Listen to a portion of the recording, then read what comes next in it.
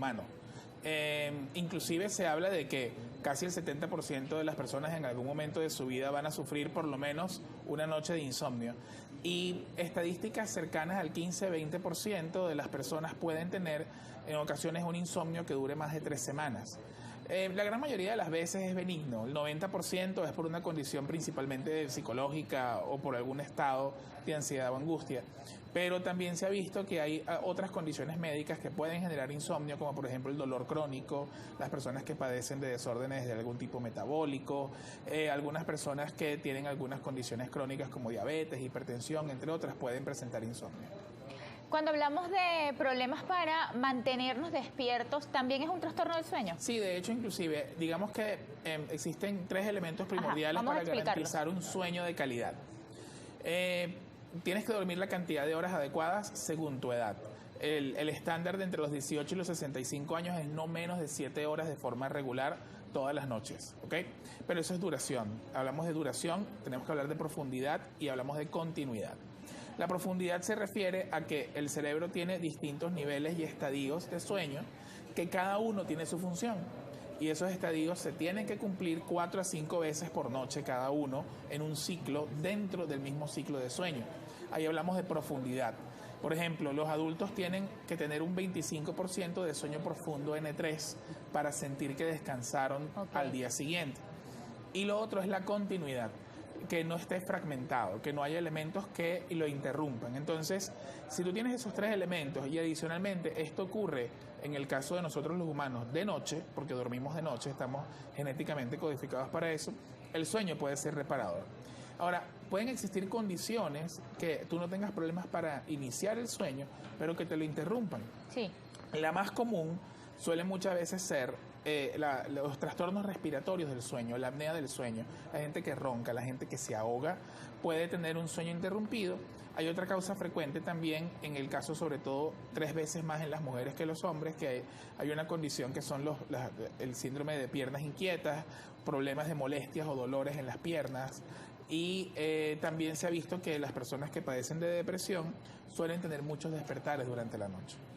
¿Cuáles son las causas de estos trastornos? Siempre se habla de estrés, de preocupaciones. Lo que pasa es que actualmente ya con lo que se conoce son muy variopintos, es decir... Las más comunes. Por ejemplo, es que existen 6 grandes grupos. Okay. Tienes el grupo de insomnio, tienes el grupo de los trastornos respiratorios del sueño, tienes el grupo de los trastornos del movimiento, donde por ejemplo está el síndrome de piernas inquietas, tienes el grupo de lo que llamamos las parasomnias, que son, por ejemplo, el trastorno del sueño por pesadillas o la gente que es sonámbula. Entonces, por ejemplo, cuando tú hablas de elementos como el sonambulismo, es principalmente genético. Okay. No tiene que ver con una condición propia de estrés. Cuando tú hablas, por ejemplo, de elementos como la narcolepsia, que es un trastorno de sueño excesivo, se conoce que actualmente tiene que ver más con una causa desde el punto de vista inmunológico autoinmune, es decir, aparentemente las personas en algún momento con una predisposición genética se ven sometidos a un riesgo de alguna infección y desarrollan este tipo de condiciones. Las apneas del sueño tienen un componente genético, pero están muy relacionadas también con el estilo de vida. El tabaquismo, la obesidad, el privarse mucho tiempo de sueño, la gente que trabaja de guardia hace más apneas del sueño. Y en el caso del insomnio, tiende a haber no tanto los elementos externos, sino que hay algo que se llama la personalidad predisponente para insomnio. Hay personas que como tienden a estar sobrepreocupados y en exceso vigilantes, hacen más insomnio que las personas que no tienen esas características de personalidad. Entonces, dependiendo del grupo de desórdenes, hay distintas causas. Y hay algunos trastornos del sueño de causa completamente desconocida que todavía no se ha podido descubrir por qué ocurren. Quisiera enfocarme en el sonambulismo. ¿Qué es y cómo debemos reaccionar ante una persona sonámbula?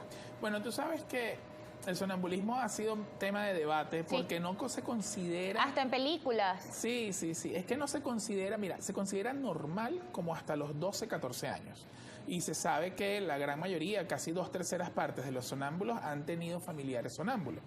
Entonces, es como parte normal del desarrollo. Digo que se presta debate porque siempre se ha discutido si debe estar catalogado como un trastorno del sueño o como lo que llamamos una variante normal. Okay.